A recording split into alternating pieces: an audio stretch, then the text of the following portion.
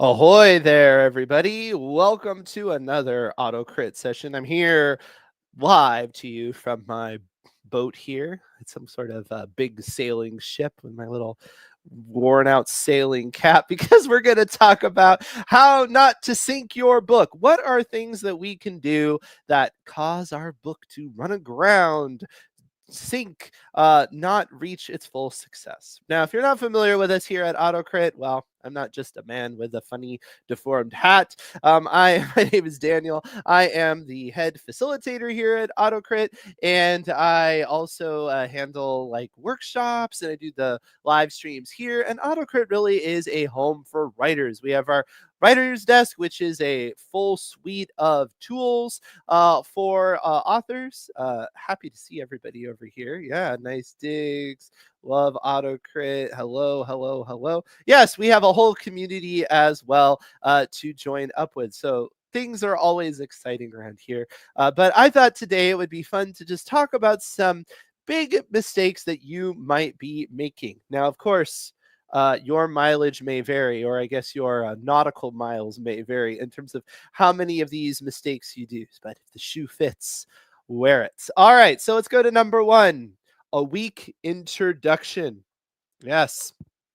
It is very important when you get started with your book that you put your best foot forward. It often takes people around 7 seconds to form a first impression. Now, that may panic you, and often I tell people, don't worry. Most first impressions are not, wow, this is the most amazing book I've ever read in my life, or I hate it. It is, I'm interested. Tell me more, right? So, how do we get to the tell me more sort of response? Well, begin with some questions, not too many questions, but have some things that the audience, of course, is curious to learn more about. Start with a character in the middle of some sort of conflict.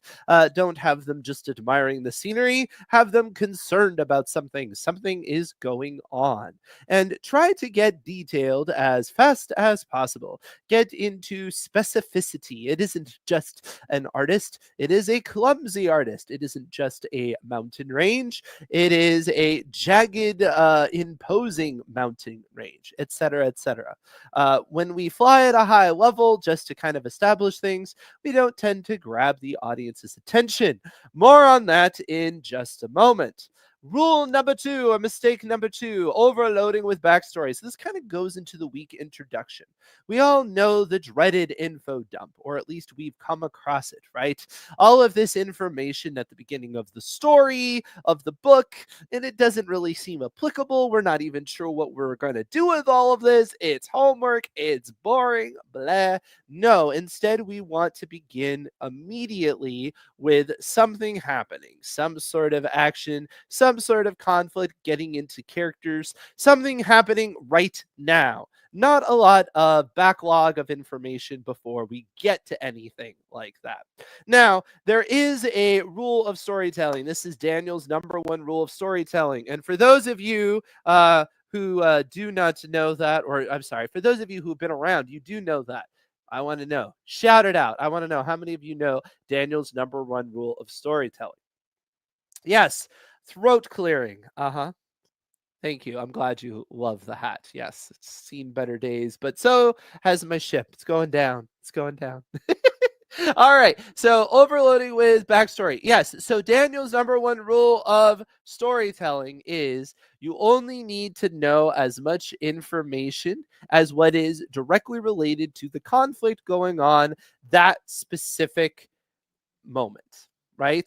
That is all you need to know. You only need to know as much information as what is directly related to the conflict going on that specific moment. So, this is an example I just gave today at my showing versus telling workshop. And that is, imagine you have a story where somebody is going to rescue the world from space aliens. They are the one scientist, there's always the one scientist who knows the weakness, and they're going to save the earth. But we're going to start them out in a vulnerable spot.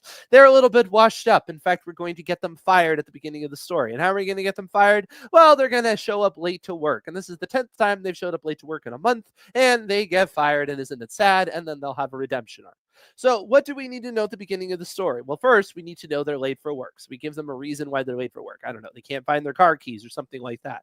Then, what do we need to know about them? Well, they have a messed up reputation. This is the final straw. This is not going to work out for them, right? So with all of that information, we can be interested, more interested in the finding the car keys. It's not just that we'll be late, there are implications. Now, how much else do we need to know? Do we need to know about all of their information that's going to help them solve the whole space alien story at the end? Not necessarily. That's not relevant to that initial moment. Maybe we will learn more what they're an expert about in the next scene, or in whatever scene it will be relevant to that conflict. So, this is how you can approach exposition. If you're constantly pacing with your story, you will not overload the audience at any given moment because all they will know is what they need to know for what is directly in front of them. Now, is that all they will ever know? Not necessarily, but that's all they need to know. So, keep that in mind if this is a problem. All right, so let's move on to the next way to sink your ship, and that is to tell, not show. So I just mentioned our showing versus telling workshop, which we're in the midst of. Yes, you do not want the audience to constantly be spoon fed a lot of information. You want them to experience it. I often talk about it like becoming a Wikipedia synopsis versus actually giving the audience the actual novel, right? Let's experience the words on the page, all of those scenes. Let's not fly at a satellite view of our story. That is boring. Not to mention, if you're constantly having to summarize, well, you probably are not doing a good enough job at actually demonstrating it to people. So, this is one reason why I say demonstrate, don't simplify or dramatize, don't summarize, right? I think telling not showing is a little bit show don't tell is a little bit tricky for writing a book. So I say dramatize, don't summarize. But yes, we want the drama. We do not want to experience this book floating at that high level and all of that. All right. So next way that you might sink your book, not enough conflict. So I've been mentioning conflict all throughout, right?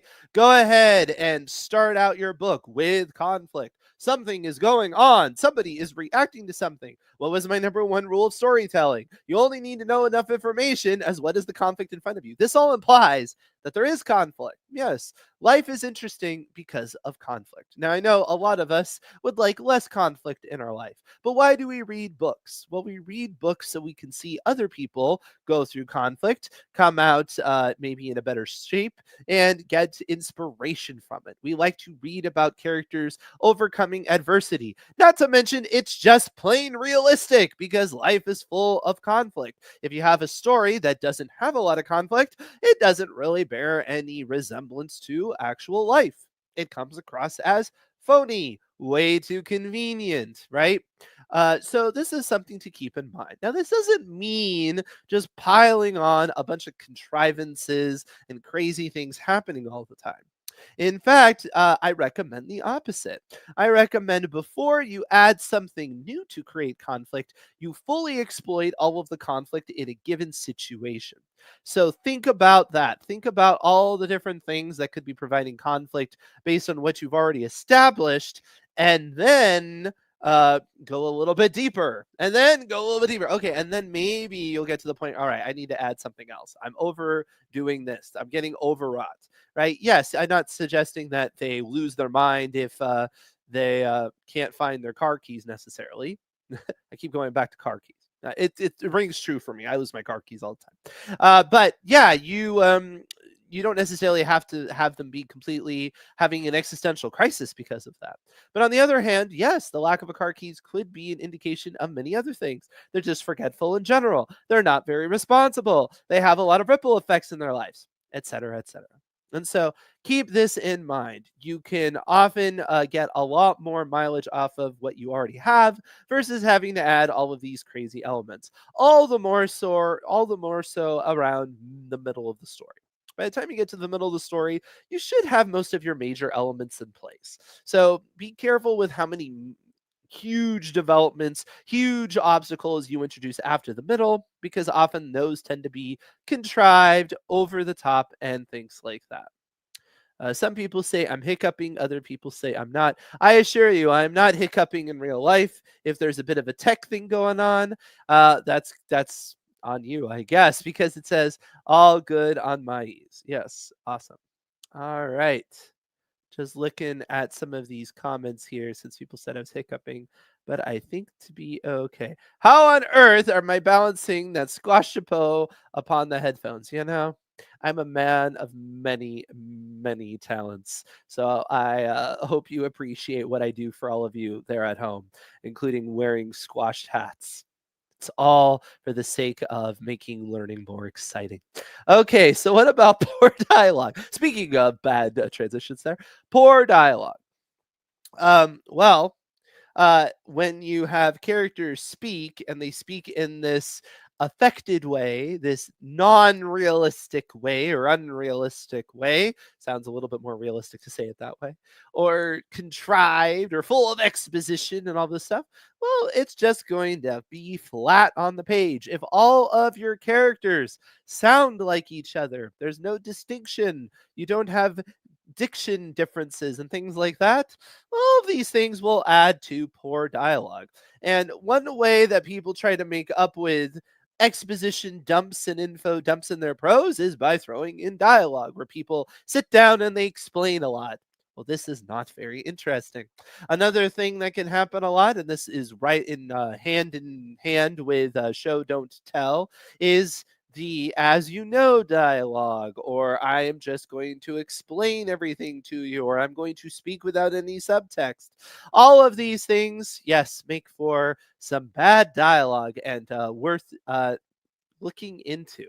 So there's a couple of ways to address this. One thing is consider the implications of what they're saying versus what they actually are saying. A lot of times what we say is not in fact what we mean. And if we always say what we mean, well, that sounds very affected. That sounds very artificial. That doesn't sound much like normal conversation. No.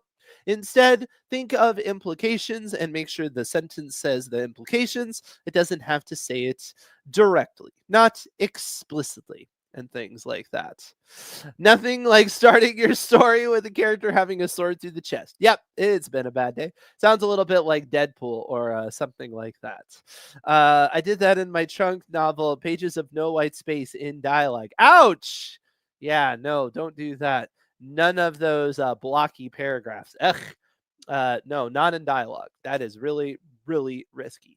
You can also interrupt dialogue a bunch of different ways. What people don't say is often much more interesting than what they are saying. Are they using innuendo? Are they using metaphors? Are they beating around the bush? This is all going to make it way more interesting than if they are direct and blunt with everything. Okay. Let us move on to an inconsistent point of view. So, what have we established? Are we writing in first person present? You better stick with it. Are you writing with third person limited? You better stick with it. This is something that's very easy to mess up. And what that does is immediately draws you out of the story, looks highly unprofessional, is confusing, etc. The other thing beyond this obvious mistake of switching tenses, switching characters, things like that, would be something like head hopping.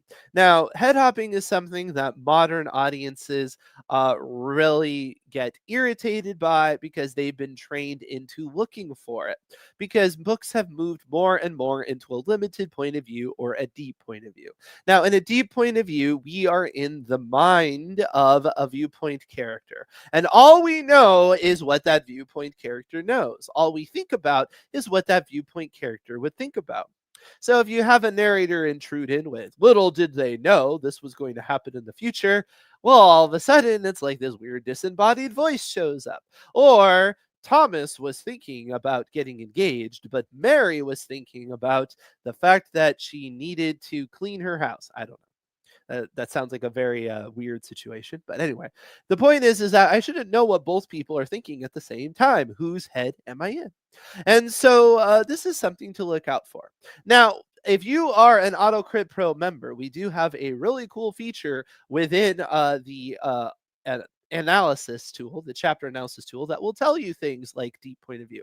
And what a lot of people will point out is, well, Daniel, this doesn't realize the fact that this character thinks differently than the average person.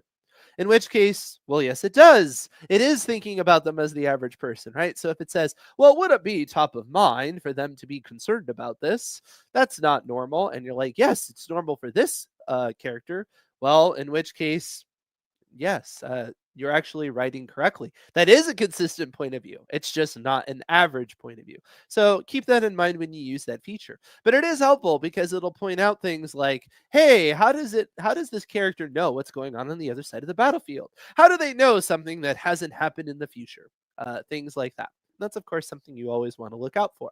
Now, what about flat characters? Flat as a pancake. This is something that can be very tricky to unpack for authors because somebody will say your characters are flat and they're like, how do I fix this? Well, one thing you want to ask yourself is, are characters doing multiple things? Is your character there for the sole purpose of this one element of the story, this one plot point to function? If that is the case, well, they're going to seem very utilitarian. They're going to feel very convenient. They're not going to seem very realistic. They're not going to come across like people that just so happen to be in your story. They're like people that are tailor made for your story and nothing else. So you want to ask yourself, what are more things that they can represent? So, one question is, what is the worldview that they have? And how does it different than the main character, particularly as it pertains to the central conflict of the story?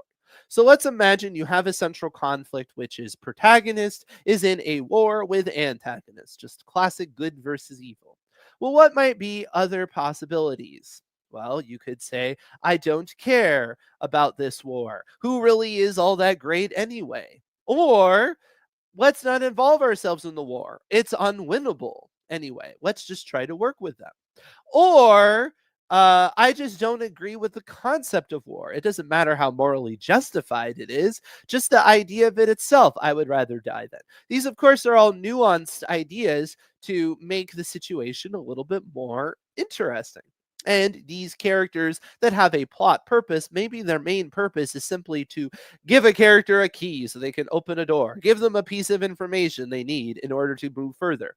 But they can represent more than that in the story, and that can make them a more interesting character. Of course, you can also just have them do more in the story as well. They can help the protagonist and hurt the protagonist. They can aid the antagonist and also harm the antagonist. You can also look at it that way.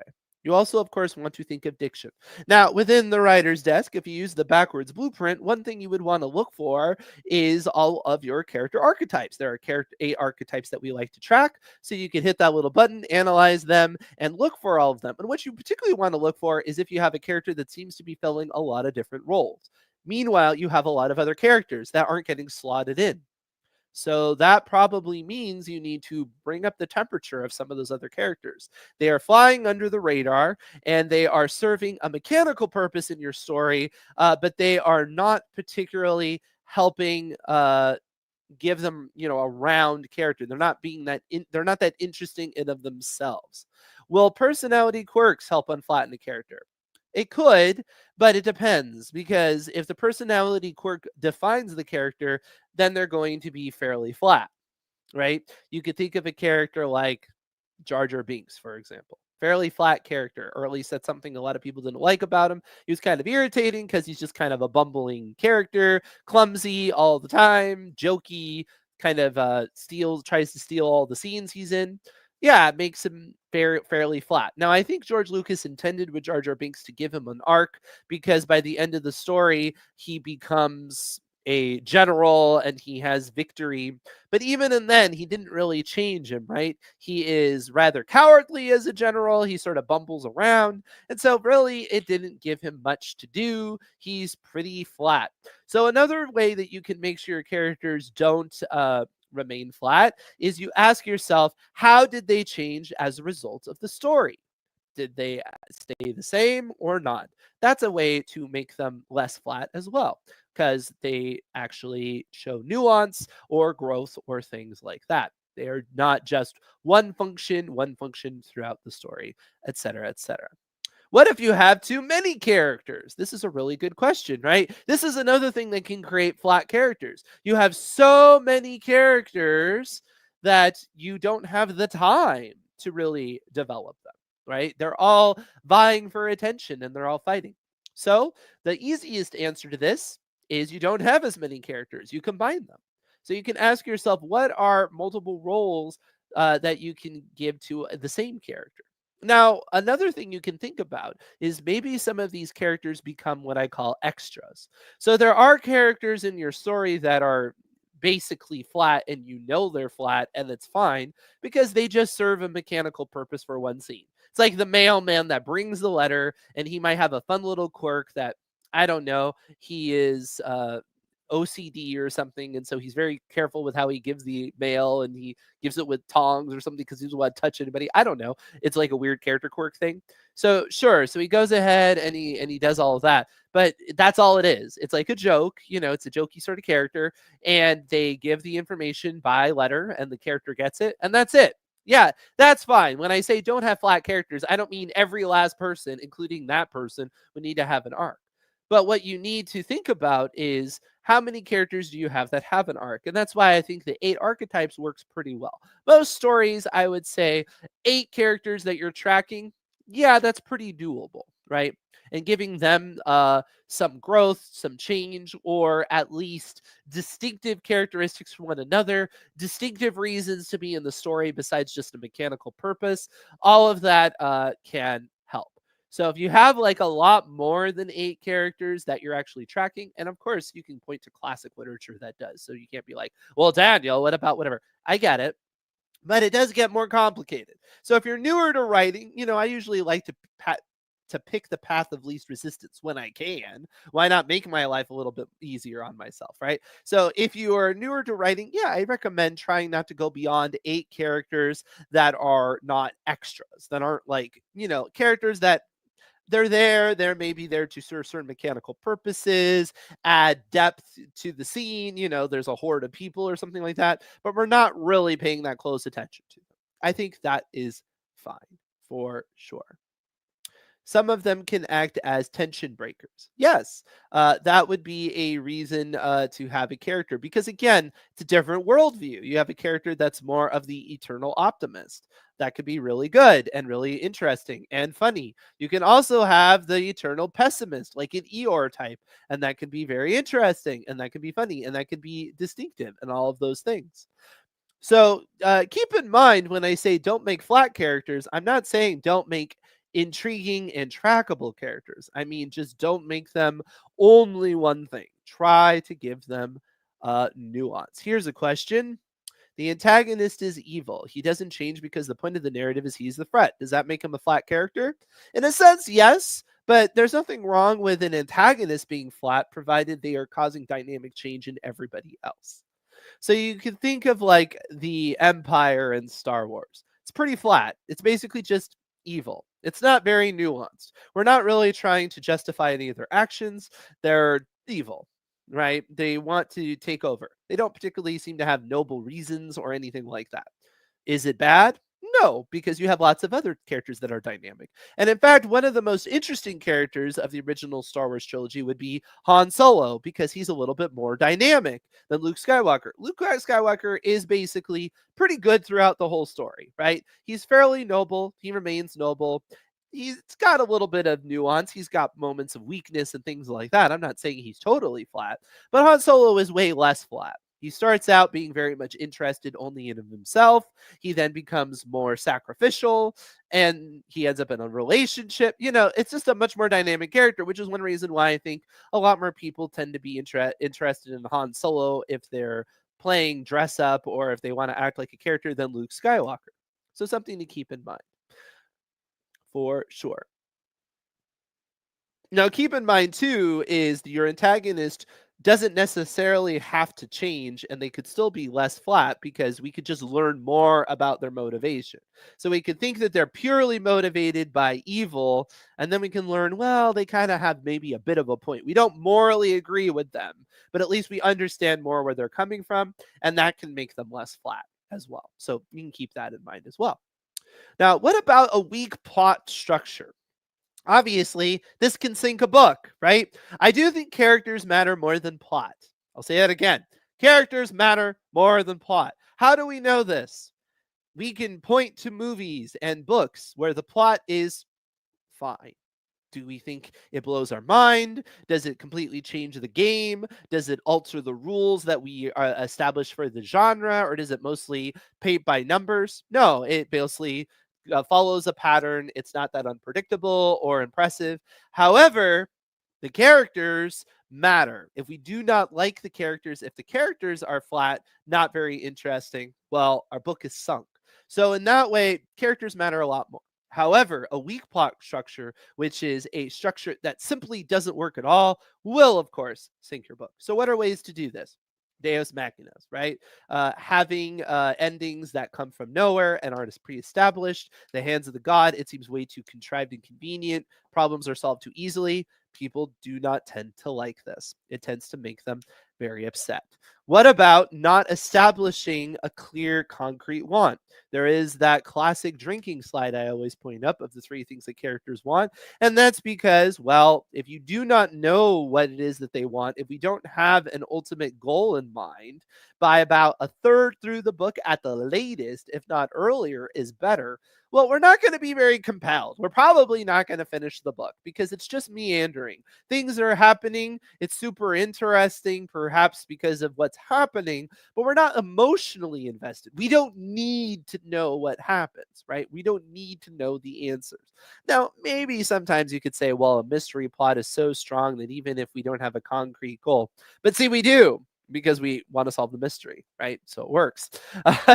Even if you're saying that's not like their motivation to solve the mystery, maybe we don't fully know that, or maybe it's more of a job. Fair enough. But we understand clear crime has been committed. We need to know what happens, right?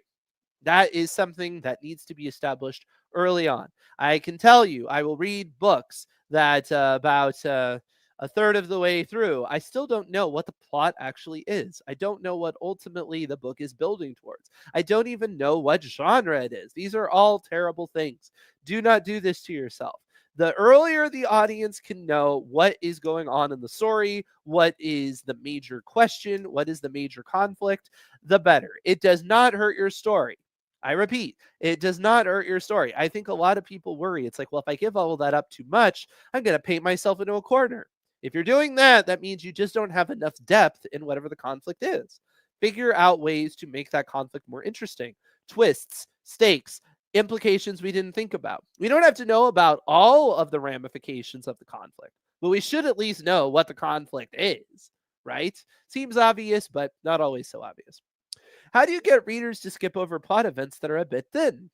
Like the main character starts running to physically get to someone when they could just call on the phone.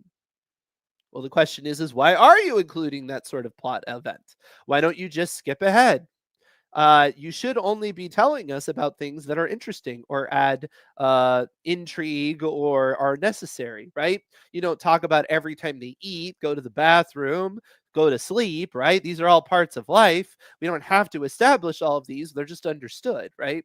So if you're including kind of mundane things in life, then yeah, that would be tricky. Now, if you're saying it's a plot event that maybe doesn't seem interesting, but is going to be interesting later or something like that, just keep in mind you may want to include some conflict. So if they're running over to physically get to someone versus call on the phone, why don't you give it a reason that their phone is dead? They don't know their number. That person doesn't like to call on the phone because they have anxiety about it. The person doesn't like to be called because they have anxiety about it. I don't know. Give a reason, right? And that would be interesting for sure. So keep that in mind. If you have a contrived reason why you need to include something when it could be done easier, yeah, that could be a problem, right? So that's something that you want to consider for sure. But there are reasons that you can come up with for a more complicated way of doing something if you want it to be more complicated. But my question is if you're just making it more complicated for the sake of being more complicated, why isn't the actual conflict in your book interesting enough to be talked about? Why can't you just speak to that versus how do they end up talking to this person, right? How do they physically get to this person? Well, why isn't it the implications of what happens when they do get to the person?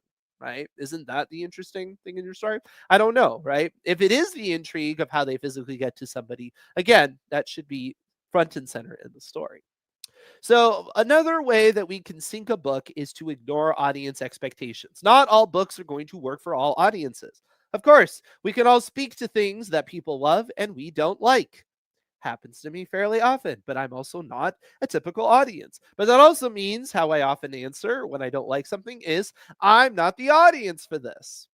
And I think that's a good attitude for us to have as writers. One thing we need to keep in mind is if we see something successful out there and we do not understand it, what that means is we don't understand the audience expectation. Period. Now, you could say, well, Daniel, there's all these garbage things that do well. Doesn't it just mean that audiences are stupid or something like that? Well, of course, that's very insulting to people in general. Does that really help the conversation? Does that really help your framing? Why do you even want to make art for people that you just think are stupid? I don't think that's very effective. I think what's more effective is to ask yourself, why is it that this would resonate? And it could be a lot of the things that you don't like about that artistic work have nothing to do with why people liked it. So you could essentially write something better than that, incorporate the audience expectations of why they liked it, but then outdo that other artist. Look at you, right? Now, the other thing too is to consider that maybe there are certain things about the artistic work that you don't particularly like, but a lot of other people like. So, one thing that can happen is predictability. Predictability, this is where you end up with people that like to rag on things like cozy mysteries or Hallmark romance or things like that. They'll say, wow, they're all the same. Why do I care? Why do I pick it up and want to watch it when they're all the same? Because that's exactly the point. It's why some people might eat a peanut butter sandwich every day. They like the consistency, it is comfort. So, is that a bad thing? Well, for you, it is because you like novelty. This is one reason why you'll see a difference in like Rotten Tomatoes, right? Why do the critics often disagree so strongly with audience members? Because they have different expectations. They have to watch 200, 300 movies a year or whatever it is. Maybe not that many, but 150 or something, right? They have to watch movie after movie after movie after movie after movie for their job. What are they craving? Uniqueness, novelty, unpredictability, challenges, artistic experimentation. In fact, they will reward artistic experimentation that's not even that good if they just appreciate the fact the person was trying something different. Meanwhile, typical audience member, well, they don't see as much and it's money to them and they just want to be entertained, perhaps, right? And I know different audiences have different expectations, hence the point. But, so of course they're going to disagree. They're not going to mind the fact that it's so predictable because did it work? Right? Did it function? They didn't need it to rewrite the rules. They didn't need it to surprise them. So keep this in mind, right? Try to avoid the bitter resentment that you can get as an artist when you acknowledge something that is kind of expected or whatever. Like people really get annoyed about like sequels or derivative works or things like that. But you need to realize that you as an artist are probably going to have a much higher tolerance and interest in novelty and artistic expression and much greater tolerance for mistakes and what you want to say experimentation gone awry than the average person. So keep that in mind. Other people would rather just stick with the tried and true instead of having that. So that could be part of it. Tropes. Are tropes expectation? They can be, particularly if you are making the audience think that that's going to happen. So it is dangerous when you defy tropes and the audience was reading it because they actually liked the trope. So I can give an example of that. Star Wars had this problem. So in the newest trilogy, they had created this whole mystery about Rey and who are her parents, and that's the trope: the orphan with a mysterious heritage, right? And Star Wars itself had already pre-established this with Darth Vader being Luke Skywalker's father. So it already had embraced that trope, the unexpected family lineage trope. And so what happened is in the second movie, Last Jedi, well, Rian Johnson was like, well, I want to defy that trope. I'm an artist. I want to defy the expectations of the audience. Didn't go so well for them. because the audience didn't like the fact that they established that Ray actually was just an orphan from boring people. No intrigue there whatsoever. Isn't that a fascinating inversion of the trope where they're like the chosen one? It's actually the opposite. They're the mundane one. Isn't that interesting? Well, I'll be honest. I found it kind of interesting. I didn't hate that development. I thought it was kind of fascinating. I thought it was kind of cool. I thought it was interesting commentary on the fact that people nowadays, they'll do these DNA tests and they do all these things to try to make themselves feel special, be a special snowflake. That can be something I think is kind of prevalent right now. And it's kind of interesting. It's like, well, what if your heritage actually isn't important? What if you just have to be a cool person? I think that's kind of different, kind of subversive, but a lot of people didn't like it. And I get it because it defied their expectations. And so it was terrible at what the audience wanted. And so, because of that, it kind of threw the whole series into awry. And then they had to fix it and retcon it in the third movie. And that didn't work out so well. So, it was just a big mess. So, yes, you need to keep that in mind. But you want to keep in mind who it is you're having a conversation with. If you are annoyed with the audience, I really dislike this when I hear it from artists. They're like, yeah, well, my book is going to be different. All of the other books do it this way, and I'm going to do it this way. That's very dangerous because why are you trying to write something that is so against the form? Unless you are presenting it that way and maybe trying to attract an audience that doesn't typically like that. Right? You see what I mean? Otherwise, what you're doing is just going against why audiences read that sort of book in the first place. And so, why would they be that interested in your book? And so, you're going to probably find it difficult to find an audience. You're going to find it difficult to actually work it out and things like that. Now, if you're an artist and you're a non-conformist, I totally get it. I'm not a conformist. I mean, why am I wearing a silly hat on YouTube? I guess it is somewhat conformist because it's gimmicky. But anyway, uh, non-conformist, I get it, right? If you are non-conformist, just be careful with how you're positioning yourself. You may want to lean into wherever you do conform. Here's the trick. You're conforming to something, right? You're probably not such a special snowflake that you don't conform to anything. But you need to figure out what you're conforming to and woo that audience over. So let's imagine that you want to write a fantasy, but you're like, most fantasy is way too happy. I want to make a much darker fantasy. Well, there is a whole category now, right, of dark fantasy because people started to do that. Well, what did they try to attract? People who don't typically like that other kind of fantasy, right? And so they had to position themselves with different looking book covers, different looking blurbs, had to be upfront with it and saying, hey, this isn't your grandfather's fantasy book and things like that. Sure. But you do want to be cautious when you do that because that can sink your book in terms of you will find it difficult to put in the hands of people that will actually appreciate it. And that's really part of the process. It's not just writing a great book, it's making sure that the right people read it so it actually has a chance to live. A great book that doesn't have a conversation with anybody, it's not really, nobody knows of it as a great book. It's not really serving its purpose, right? A great book that gets in the hands of people that treat it like a great book, there we go. That's what we're looking for. All right. I spent a little bit of time on that.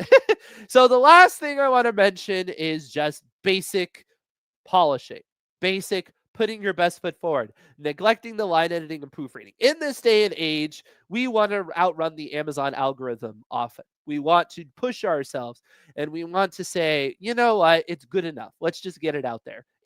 Whatever. Now, I know for a lot of you, you're like, oh, I could never do such a thing. And to some extent, maybe your problem is you actually spend way too much time on the law of diminishing returns on every little word choice.